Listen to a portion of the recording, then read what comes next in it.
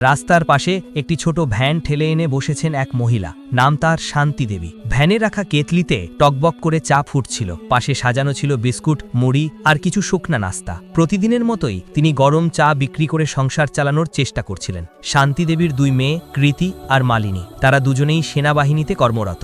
সীমান্তে দেশের সেবায় ব্যস্ত তারা। মেয়েদের কাছে খবর ছিল না তাদের মা কতটা কষ্টে বেঁচে আছেন। সেদিনও শান্তি দেবী চুপচাপ ভ্যানে বসে চা বানাচ্ছিলেন। পথচারীরা এক কাপ চা নিয়ে চলে যাচ্ছিল। ঠিক তখনই শব্দ তুলে এক মোটরসাইকেল রাস্তার ধারে থামল। নামলো একজন পুলিশ ইন্সপেক্টর, নাম রঞ্জিত সিং। সে গলা উঁচু করে বলল, কি ব্যাপার, এত সাহস হলো তোমার? রাস্তার ধারে ভ্যান বসিয়ে চা বেচছ?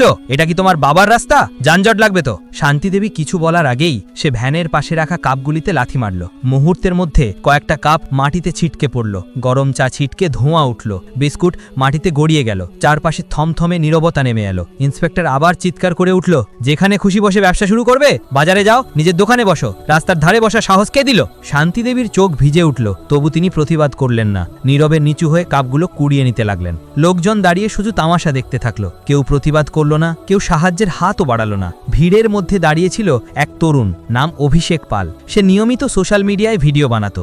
ঘটনাটা চোখের সামনে দেখে সে মোবাইল বের করে ভিডিও করতে শুরু করলো। ইন্সপেক্টর তাকে ধমকালেও সে ভিডিও বন্ধ করল না। চারপাশের মানুষ মুচকি হাসছিল, কিন্তু কেউ এগিয়ে এলো না। শান্তি দেবীর মনে তখন একটাই কথা ঘুরছিল, আমার মেয়েরা যদি জানে মায়ের সাথে এভাবে অপমান করা হয়েছে, তবে তারা নিশ্চুপ থাকবে না, তখন ঝড় উঠবে। চোখের জল মুছে তিনি ছড়িয়ে থাকা বিস্কুট আর কাপ তুলে ভ্যানে রাখলেন। তারপর ধীরে ধীরে ভ্যান ঠেলে বাড়ির দিকে হাঁটতে শুরু করলেন। তার প্রতিটি পদক্ষেপে ছিল ভরাট দুঃখ আর নিঃশব্দ অপমান।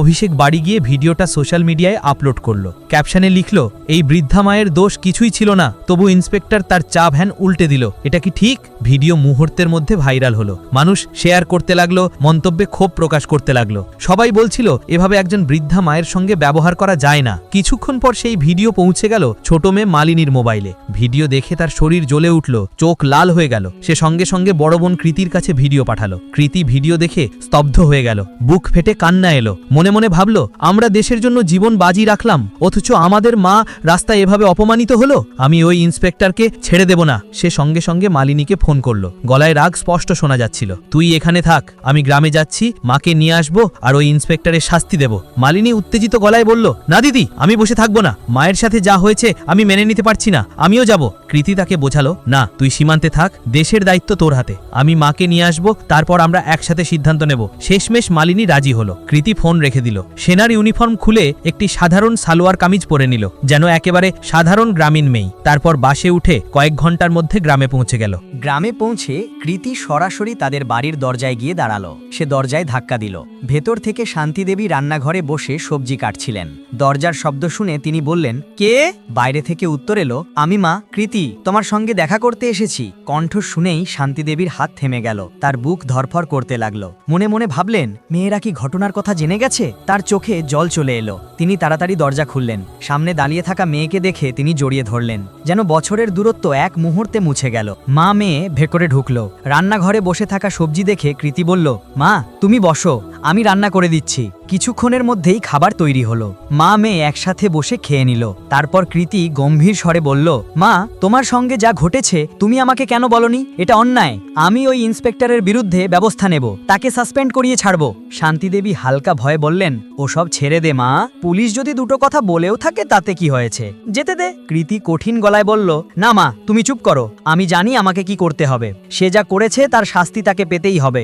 এ কথা বলে কৃতি লাল শাড়ি পরে গ্রামের সাধারণ মেয়ের মতো সাজলো। তারপর সোজা থানার দিকে রওনা দিল। থানায় পৌঁছে দেখলো ইন্সপেক্টর রঞ্জিত সিং নেই, শুধু দুইজন কনস্টেবল আর এসএইচও বিপ্লব দত্ত সেখানে বসে আছে। কৃতি সোজা গিয়ে বিপ্লব দত্তের সামনে দাঁড়ালো। দৃঢ় কণ্ঠে বলল, আমি ইন্সপেক্টর রঞ্জিত সিং এর বিরুদ্ধে রিপোর্ট করতে চাই। তিনি আমার মায়ের সঙ্গে রাস্তায় দুর্ব্যবহার করেছেন, ভ্যান উল্টে দিয়েছেন, চা ফেলে দিয়েছেন, লোকজনের সামনে অপমান করেছেন। আমি চাই তার বিরুদ্ধে কঠোর ব্যবস্থা নেওয়া হোক। বিপ্লব দত্ত অবাক হয়ে বলল, কি? ইন্সপেক্টর ইন্সপেক্টরের বিরুদ্ধে রিপোর্ট? তুমি কে? তোমার মনে হয় আমি আমার ইন্সপেক্টরের বিরুদ্ধে রিপোর্ট নেব? তিনি কিছু ভুল করেননি, আর যদি রাস্তায় দাঁড়িয়ে ভ্যান বসিয়েও থাকেন, ভুল তো তোমার মাই করেছেন। কৃতির চোখে রাগ জ্বলে উঠল। সে বলল, আমাকে আইন শেখাতে হবে না, আমি জানি কি লেখা আছে, আমি সেই আইন ব্যবহার করেই ব্যবস্থা নেব। আপনি যদি রিপোর্ট না নেন তাহলে আপনার বিরুদ্ধেও পদক্ষেপ হবে। বিপ্লব দত্ত হতভম্ব হয়ে গেল। সাধারণ মেয়ের মতো দেখতে এই মানুষই এত আত্মবিশ্বাসী, যেন তার পিছনে বিশাল শক্তি আছে। সে বলল, তুমি কে? এত ক্ষমতা কোথা থেকে এলো? আমরা চাইলে এখনই তোমাকে জেলে ভরতে পারি। কৃতি কোনো কথা না বলে তার আইডি কার্ড টেবিলে রাখলো। আইডি দেখে বিপ্লব দত্তের চোখ বড় হয়ে গেল। ভয়ে কাঁপতে কাঁপতে বলল, আপনি সেনা অফিসার? সরি ম্যাডাম, বলুন কি করতে হবে? কৃতি কঠিন স্বরে উত্তর দিল, এই থানার অবস্থা ভয়াবহ, আইন এখানে নেই, শুধু ক্ষমতার দাপট। সরি বললেই হবে না, এখন আমি তোমার আর তোমার ইন্সপেক্টরের বিরুদ্ধে সরাসরি ব্যবস্থা নেব। এমন সময় থানার দরজা খুলে ভেতরে ঢুকলো ইন্সপেক্টর রঞ্জিত সিং। কৃতিকে দেখে হালকা হাসি দিয়ে বলল, কি ব্যাপার, কি করতে এসেছো এখানে? কৃতির বুকের ভেতরে তখন ঝড় বইছিল। যদি সে আইনের প্রতি শ্রদ্ধা না করত তাহলে সেই মুহূর্তেই চড় মেরে দিত, কিন্তু সে জানতো সে আইনের রক্ষক। তাই সংযত স্বরে বলল, মনে রেখো, আমি তোমাকে সাসপেন্ড করিয়ে ছাড়বো, তোমার আইনে থাকার কোনো অধিকার নেই। কৃতি থানার দরজা ছেড়ে বেরিয়ে এলো। ভেতরে রঞ্জিত সিং আর বিপ্লব দত্ত দুজনেই স্তব্ধ হয়ে দাঁড়িয়ে রইল। মনে মনে ভাবছিল, এই মেয়ে কি সত্যি আমাদের বিরুদ্ধে ব্যবস্থা নেবে?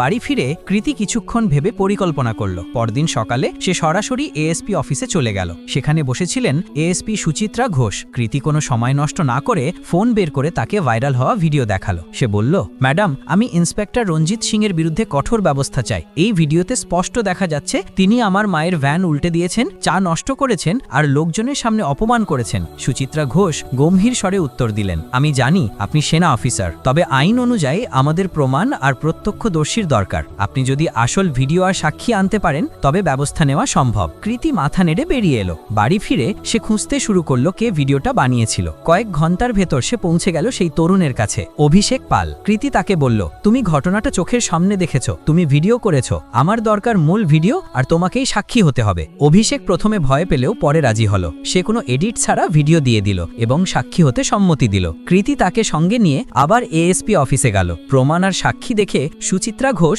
সঙ্গে সঙ্গেই ডিএম অখিলেশ দত্তকে ফোন করলেন। ডিএম ভিডিও দেখে বললেন, এটা গুরুতর অপরাধ, অভিযুক্ত অফিসারের বিরুদ্ধে অবিলম্বে ব্যবস্থা নিতে হবে। পরদিন সকাল 11টায় জেলা সদরে বড় কনফারেন্স হলে প্রেস মিটিং বসানো হলো। মিডিয়ার ভিড়, ক্যামেরার ঝলকানি, রিপোর্টারদের হইচই, সব মিলিয়ে পরিবেশ উত্তেজনাপূর্ণ। মঞ্চে বসেছিলেন ডিএম অখিলেশ দত্ত, তার ডান দিকে এএসপি সুচিত্রা ঘোষ আর বাম দিকে দুটি খালি চেয়ার। সাংবাদিকরা অপেক্ষা করছিল। ডিএম গম্ভীর কণ্ঠে বললেন, গতকাল সোশ্যাল মিডিয়ায় একটি ভিডিও ভাইরাল হয়েছে যেখানে একজন পুলিশ অফিসার একজন বৃদ্ধা মহিলার সঙ্গে দুর্ব্যবহার করেছেন, ভ্যান উল্টে দিয়ে চা নষ্ট করেছেন এবং প্রকাশ্যে অপমান করেছেন। এটি শুধু নৈতিকতার বিরুদ্ধে নয়, আইন লঙ্ঘনেরও শামিল। ক্যামেরার ফ্ল্যাশ ঝলছে উঠল। ডিএম আরও বললেন, আমাদের কাছে ক্ষতিগ্রস্ত পক্ষের কাছ থেকে আসল ভিডিও ও প্রত্যক্ষ সাক্ষী আছে। এখন আমি ক্ষতিগ্রস্তের মেয়েকে ডাকছি। কৃতি মঞ্চে উঠে এলো। সে সাংবাদিকদের দিকে তাকিয়ে দৃঢ় কণ্ঠে বলল, আমি কৃতি সেন, ভারতীয় সেনাবাহিনীর ক্যাপ্টেন। এই ঘটনায় অপমানিত মহিলা আমার মা শান্তি দেবী। পুরো হল নীরব হয়ে গেল। সাংবাদিকরা একে অপরের দিকে তাকাতে লাগলো। কৃতি বলল, কোনো মানুষকে রাস্তায় এভাবে অপমান করা অপরাধ, সে সাধারণ হোক বা পুলিশ অফিসার, আইন সবার জন্য সমান। আমি চাই অভিযুক্তদের বিরুদ্ধে কঠোর শাস্তি। সাংবাদিকরা প্রশ্ন ছড়ল, ম্যাডাম, শুধু ইন্সপেক্টর নাকি আর কেউ জড়িত? কৃতি বলল, শুধু ইন্সপেক্টর নয়, থানার এসএইচও বিপ্লব দত্তও সমান দোষী। তিনি অভিযোগ নিতে অস্বীকার করেছেন এবং মাকে উপহাস করেছেন। এএসপি সুচিত্রা ঘোষ মাইকে বললেন, আমরা অভ্যন্তরীণ তদন্ত শুরু করেছি, তবে যেহেতু স্পষ্ট প্রমাণ রয়েছে আমি সুপারিশ করছি দুজন অফিসারকেই অবিলম্বে সাসপেন্ড করা হোক। ডিএম মাথা নেড়ে ঘোষণা করলেন, তৎকালীন কার্যকারী আদেশে ইন্সপেক্টর রঞ্জিত সিং এবং এসএইচও বিপ্লব দত্তকে সাসপেন্ড করা হলো। তদন্ত শেষ না হওয়া পর্যন্ত তারা কোনো সরকারি পদ ব্যবহার করতে পারবে না। সংবাদ সম্মেলন শেষ হতেই খবর ছড়িয়ে পড়ল গ্রামে। লোকজন দলে দলে শান্তিদেবীর বাড়ির সামনে জড়ো হলো। কেউ উৎসাহ দিতে এলো, কেউ কৌতূহল নিয়ে দেখতে এলো। শান্তিদেবী চোখে জল নিয়ে বললেন, আমি প্রতিশোধ চাইনি, আমি শুধু সম্মান চেয়েছিলাম। কৃতি মায়ের হাত ধরে বলল, মা, এই জয় শুধু তোমার নয়, প্রতিটি মানুষ যারা অন্যায়ের বিরুদ্ধে দাঁড়ায়। কয়েকদিন পর বিভাগীয় তদন্তে প্রমাণিত হলো ইন্সপেক্টর রঞ্জিত সিং দায়িত্বের অপব্যবহার করেছেন এবং জনগণের সঙ্গে অশোভন আচরণ করেছেন। এসএইচও বিপ্লব দত্ত কর্তব্যে অবহেলা করেছেন। রাজ্য সদর থেকে নির্দেশ এলো দুজনকেই চাকরি থেকে বরখাস্ত করা হবে এবং ফৌজদারি মামলা দায়ের হবে। এই খবর পৌঁছালো শান্তিদেবীর বাড়িতে। মা চোখে জল নিয়ে মেয়েকে জড়িয়ে ধরলেন। তিনি বললেন, তুই শুধু আমার সম্মানই ফিরিয়ে আনিসনি, এই গ্রামেরও মাথা উঁচু করেছিস।